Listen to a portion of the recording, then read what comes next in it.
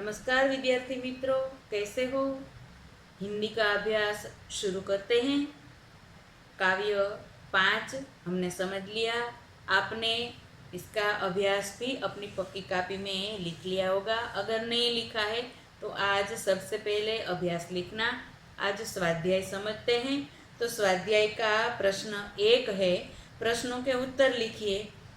इसका उत्तर यानी कि इन चारों प्रश्नों के उत्तर मैं लिखकर फोटो भेज रही हूँ। आप उसमें से देखकर लिख लेना, ठीक है। अब प्रश्न 2।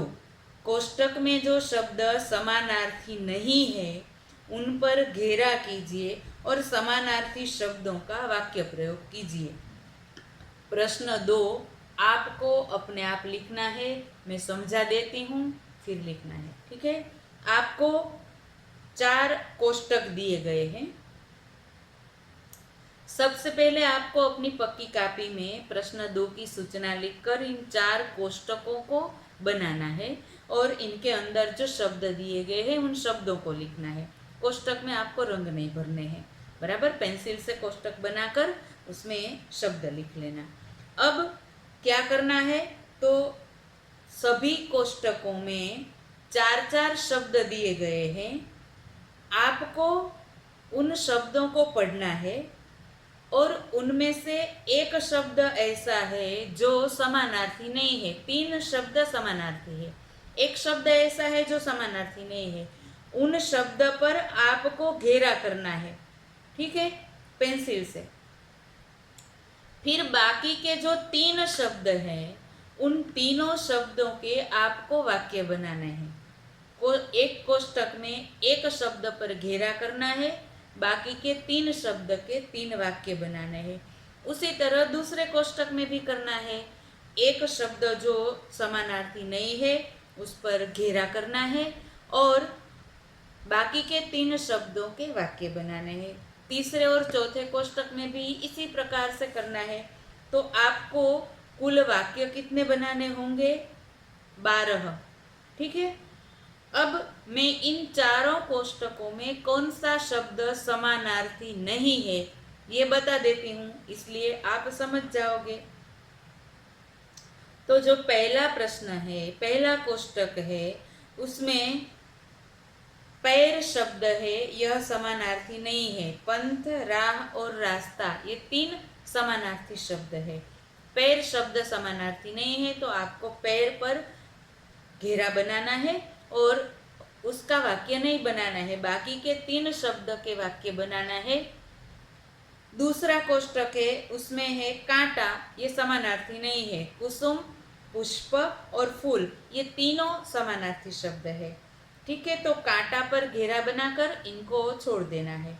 तीसरा कोष्टक है आम, अनूठा, अनोखा, निराला। इसमें आम शब्द है, ये समानार्थी नहीं है। अनूठा, अनोखा और निराला तीनों समानार्थी है तो आपको आम पर घेरा बनाना है। चौथा प्रश्न है जन, मनुष्य, स्त्री, मानव। इसमें स्त्री शब्द है, समानार्थी नहीं है।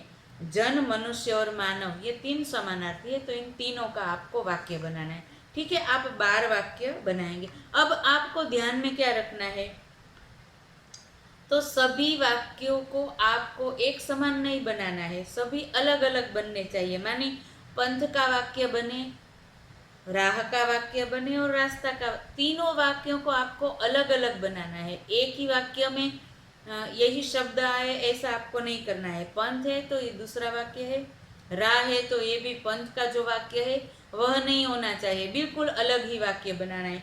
इसी तरह से आपको इन 12 वाक्यों को अलग अलग ही बनाने हैं। ध्यान में क्या रखना है, तो यही शब्द उनमें एक बार आने चाहिए। माने एक पहला वाक्य है उसमें पंथ शब्द आया है, दूसरा है उसमें राह आया है, तीसरा है उसमें रास्ता आया है, ठीक है। आपने बराबर से समझ लिया। अब ये प्रश्न के उत्तर को आपको अपने आप लिखना है।